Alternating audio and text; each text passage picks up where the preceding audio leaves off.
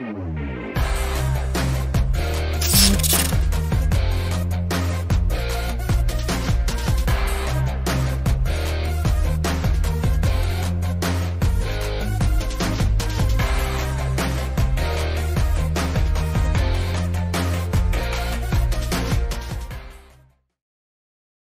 Smart Investor to my channel, Nizar Imam. Jadi di episode kali ini kita akan coba bahas HMSP lagi ya. Kebetulan ini banyak yang nanya juga, dan kebetulan juga di LKQ2 kemarin ternyata itu hasilnya kurang memuaskan ya. Penjualan bersihnya turun. Terus kemudian juga kita bisa lihat ada berita sinyal positif dari pemerintah akan ada kenaikan cukai rokok lagi di tahun 2022, meskipun belum pasti ya. Tapi ini udah ada sinyalnya karena di RAPBN juga rencananya mau dinaikkan. Terus juga di harganya sekarang itu sudah tembus support psikologis di 1000 ya. Jadi ini juga bukan hal yang baik. Nah, sekarang di sini di video ini saya ingin menyampaikan sama teman-teman semua, kira-kira apa yang kesalahan yang saya lakukan sehingga HMSP ini jadi salah satu bad investment saya di porto saya. Jadi ini minusnya udah 40%-an ya. Nah, kenapa kok bisa saya menganalisa ini dan membeli ini awalnya? Nah, ini harusnya bisa jadi manfaat buat teman-teman semua, biar nggak ngulangi apa yang sudah kesalahan yang saya lakukan. Jadi teman-teman bisa ambil manfaatnya, nggak diulangi lagi, dan harusnya bisa lebih baik lagi portofolionya. Itu ya. Jadi saya dibandingkan saya harus membela-bela HMSP harus gimana. Nah, kali ini saya akan bilang ini adalah salah satu bad investment saya, dan kenapa kok saya bisa melakukan bad investment ini yang akan saya kasih tahu sama teman-teman semua.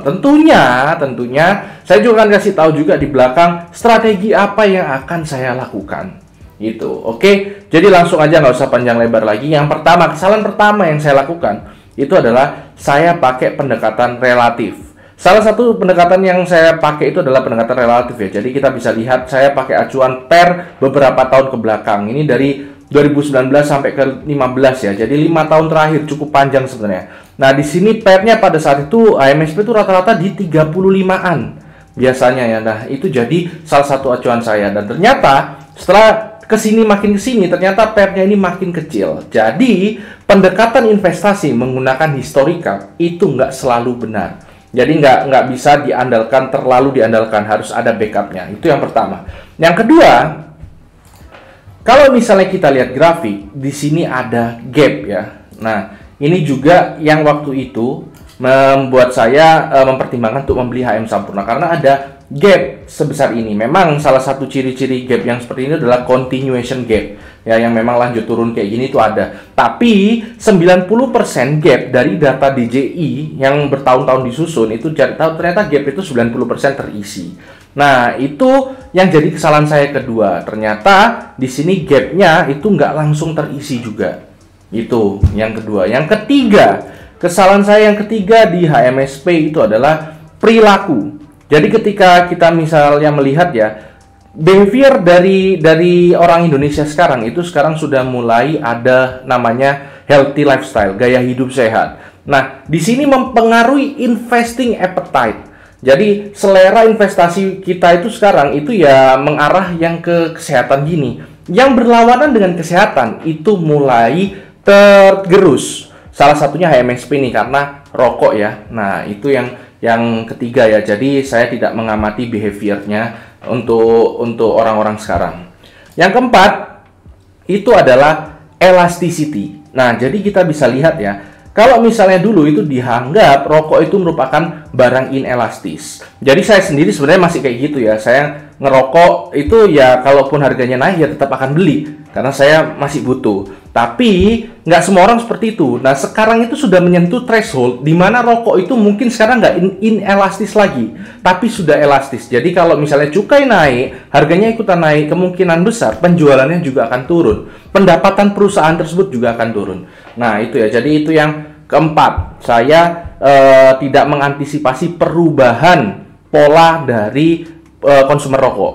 Itu. Yang kelima, ini COVID-19. Jadi ya memang COVID-19 ini menyerang banyak sektor ya, tapi yang paling diserang itu salah satunya adalah rokok, karena COVID-19 sendiri penyakitnya itu menyerang paru-paru. Jadi orang-orang sudah mulai balik lagi ke ya healthy lifestyle-nya juga makin baik ya. menjauhi rokok karena takut kena COVID segala macam. Nah, kesalahan saya adalah tidak memprediksi krisis akan datang dari arah kesehatan. Jadi memang saya itu punya visi ya, kalau di 2018 ke atas 2020 itu memang akan ada krisis. Tapi saya pada saat itu mikirnya itu arahnya datangnya dari startup. Jadi startup juga mulai crumbly ya pada saat itu. Nah, tapi di sini ternyata salah satunya yang saya nggak prediksi itu datangnya dari arah kesehatan. Isunya itu kesehatan. Nah, ini yang saya nggak antisipasi. Jadi 5 kesalahan tadi ya. Yang pertama itu terlalu mengandalkan historical. Yang kedua itu adalah gap. Yang ketiga adalah behavior dari orang Indonesia sendiri. Yang keempat adalah inelastisitas dari konsumen rokok sendiri. Yang kelima adanya COVID. Nah, itu yang saya nggak prediksi dan itu menyebabkan saya beli saham Sampurna. Nah, sekarang gini, apa yang akan saya lakukan? Nah, ini perhatikan baik-baik ya. Apa yang saya lakukan? Saya nggak memaksakan teman-teman untuk ngikutin ini, bebas. Ini tapi analisa saya sendiri yang akan saya lakukan sendiri ini.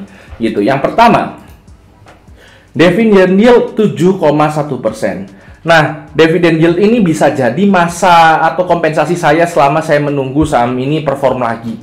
Gitu ya, meskipun kalau memang cukai jadi dinaikkan, bisa jadi dividen yieldnya turun karena pendapatan Sampurna juga turun. Tapi ini seharusnya masih cukup buat saya untuk nunggu sampai industri ini mungkin bisa balik lagi, gitu ya. Nggak harus sampai kembali ke puncaknya tertinggi, nggak, gitu. Cuma pasti ada masanya sektor ini naik lagi. Nah, pada saat itu sambil nunggu itu saya mengandalkan ini. Itu yang pertama. Yang kedua adalah ini, dollar cost average. Jadi, satu-satunya cara untuk keluar dari industri yang seperti ini, itu adalah dollar cost average seperti ini. Ya, beli terus. Nah, oleh karena itu beli terus ini bisa di counter ya. Jadi, memang beli terus ini syarat utamanya itu adalah perlu adanya money management. Money management yang kuat. Karena siapa yang kuat untuk beli gini terus? Ya, beli terus kayak gini. Nah, tapi saya berencana untuk melakukan ini di HMSP saya. Karena kalau kita lihat LKH juga nyangkut di bumi, itu juga melakukan dollar cost average terus, beli terus, sampai di bawah beli terus. Dan juga pada saat masa-masa WB di awal-awal Berkshire itu kan dia juga beli terus sahamnya. Nah, akhirnya bisa keluar dengan baik, karena average-nya juga akan ngikut nanti. Gitu, ngikut turun. Itu yang kedua. Yang ketiga yang akan saya lakukan itu ini.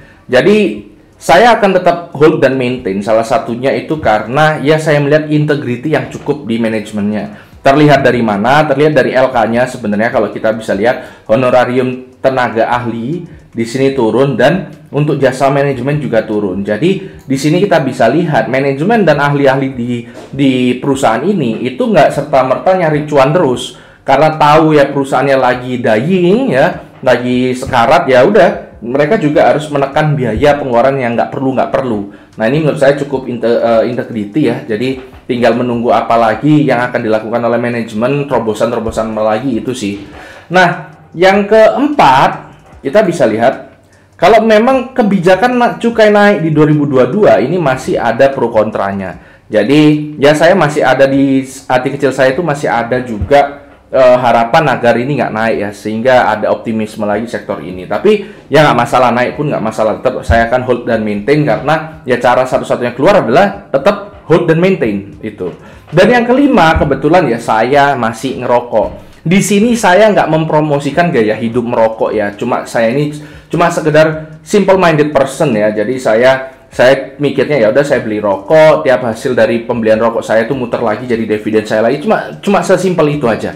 Nah, itu yang akan saya lakukan. Nah, teman-teman sendiri sekarang gimana ya? Harapannya jangan sampai melakukan kesalahan yang saya lakukan seperti ini ya. Tapi teman-teman juga bisa melihat bahwa saya sebenarnya tidak kepikiran sama sekali ya, karena saya tahu jalan keluarnya seperti apa. Meskipun jalan keluarnya ini mungkin nggak semua orang bisa lakukan, apalagi yang money managementnya buruk. Sehingga kesimpulannya adalah money management itu adalah hal yang paling penting dalam investasi.